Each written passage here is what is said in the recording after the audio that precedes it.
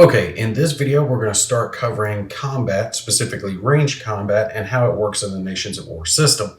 Now, we're not going to cover every single aspect of it. Things like concealment or extended range, reduced range, stuff like that are going to be covered in follow-on videos. So make sure you watch those to get a complete picture of how range combat works. Okay, I've got a couple of examples set out right here for you, and we're going to go over the different counters conducting their attacks so you can see what numbers you're going to specifically look at when you're determining your attacks and how they work out. So let's say our Tiger formation here has been activated and they're conducting their impulse and they want to conduct an attack over here against these Russian units.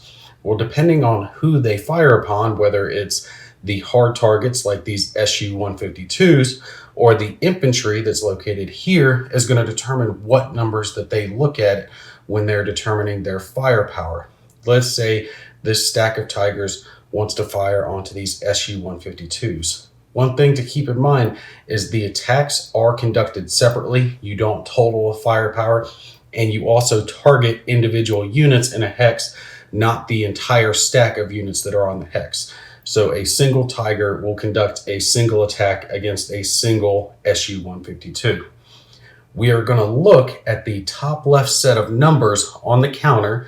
In this case, it's 734, 7 denoting its range, 3 denoting its firepower, and 4 denoting its to hit number. Again, we will cover extended range and reduced range later on. So this is its AP firepower, and it's going to conduct an attack against this Su-152 that is an open terrain, so no modifiers to worry about there. And then we will look at the Su-152's armor factor, which is a 3-5 located in its upper right portion of the counter. So let's say our Tiger rolls an attack and it rolls a 1, 4, and a 5. We see that the Tiger's to hit number is a 4.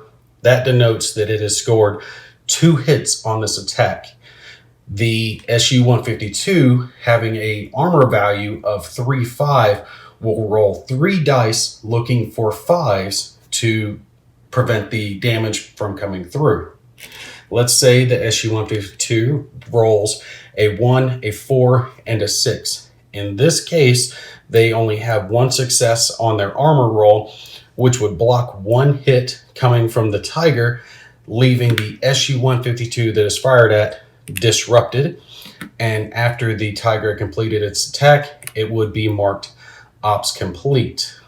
But let's say instead of firing at the Su-152, it wanted to fire at the infantry instead.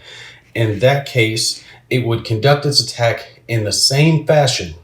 It would just look at the lower left hand of the counter, and we see its stats for its HE, attacks against soft targets, is 5, 3, 5, meaning it's got a range of 5, rolls 3 dice, and it looks for 5s to hit, and it would perform that attack against the infantry.